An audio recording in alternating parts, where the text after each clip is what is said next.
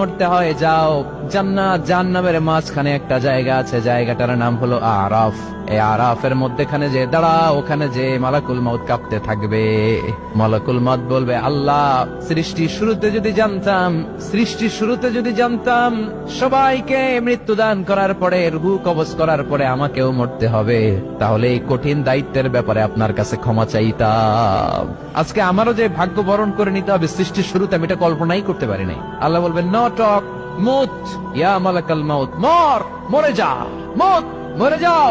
বলার সাথে সাথে মালাকুল মউত এক বিকট চিৎকার হাঁকিয়ে মরে যাবে। মালাকুল মউতের চিৎকারটা সেদিন এত ভয়ঙ্কর হবে, বিষ্ণু ইসলাম বলেন, ওই চিৎকারের আওয়াজ যদি পৃথিবীর মানুষেরা কান দিয়ে শুনতে পেত, তাহলে কিয়ামত সংগঠিত হওয়ার জন্য আলাদা করে ইসরাফিলের সিংহার প্রয়োজন হতো না।